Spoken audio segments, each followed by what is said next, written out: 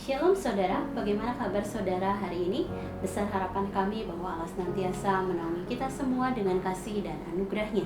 Saudara, hari ini kita akan kembali merenungkan kebenaran firman Tuhan dalam Matius 27 ayat 1 sampai 10.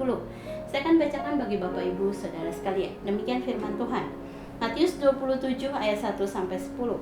Ketika hari mulai siang, semua imam kepala dan tua-tua bangsa Yahudi berkumpul dan mengambil keputusan untuk membunuh Yesus.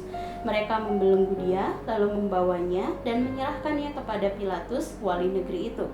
Pada waktu Yudas yang menyerahkan dia melihat bahwa Yesus telah dijatuhi hukuman mati, menyesallah ia.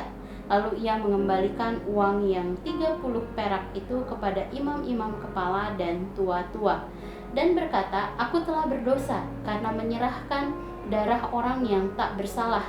Tetapi jawab mereka, "Apa urusan kami dengan itu? Itu urusanmu sendiri." Maka ia pun melemparkan uang perak itu ke dalam bait suci, lalu pergi dari situ dan menggantung diri. Imam-imam kepala mengambil uang perak itu dan berkata, "Tidak diperbolehkan memasukkan uang ini ke dalam peti persembahan, sebab ini uang darah." Sesudah berundi, mereka membeli dengan uang itu tanah yang disebut tanah tukang periuk untuk dijadikan tempat perkuburan orang asing. Itulah sebabnya tanah itu sampai hari ini disebut tanah darah. Dengan demikian genaplah firman yang disampaikan oleh Nabi Yeremia. Mereka menerima 30 uang perak, yaitu harga yang ditetapkan untuk seorang menurut penilaian yang berlaku di antara orang Israel. Dan mereka memberikan uang itu untuk tanah tukang periuk seperti yang dipesankan Tuhan kepadaku. Renungan pagi ini berjudul Yesus diserahkan kepada Pilatus, kematian Yudas. Yudas adalah salah satu dari 12 murid Yesus dan bertugas sebagai bendahara. Di dalam Alkitab, Yudas selalu dikaitkan dengan karakter yang buruk. Ia dikenal sebagai bendahara yang curang karena suka mencuri uang kas yang dipegangnya. Kita bisa lihat hal ini di dalam Yohanes 12 ayat 6. Dan dalam Matius 27 ayat 1 sampai 11, kita juga dapat mengenal Yudas sebagai seorang yang menjual Yesus kepada imam-imam kepala seharga 30 keping uang perak. Setelah Yudas mengetahui bahwa Yesus akan dihukum mati, maka menyesallah ia. Kita bisa lihat itu di dalam ayat 3a.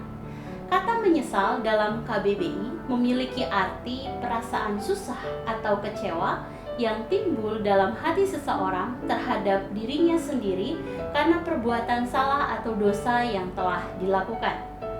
Yudas menyesali perbuatannya terhadap Yesus dan kemudian mengembalikan uang perak yang diberikan imam-imam kepadanya.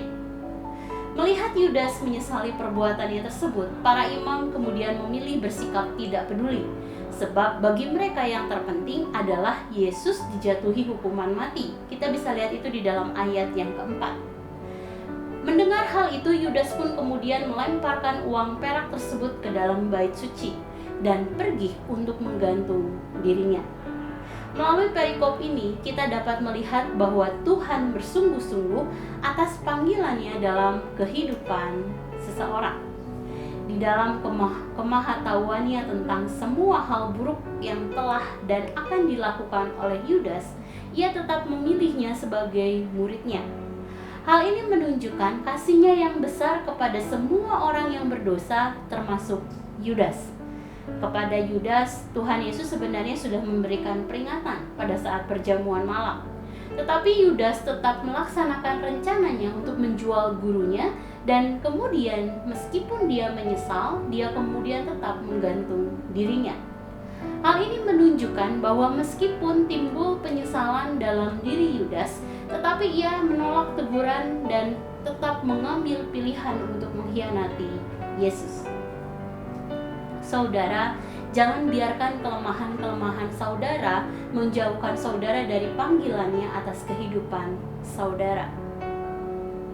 Dan apabila hari ini Roh Kudus menegur saudara akan dosa yang perlu saudara akui dan tinggalkan, apakah saudara akan dengan sepenuh hati menaatinya? Mari saudara berdoa agar Allah memampukan saudara untuk menerima pengampunannya dan hidup dalam kasih-Nya senantiasa.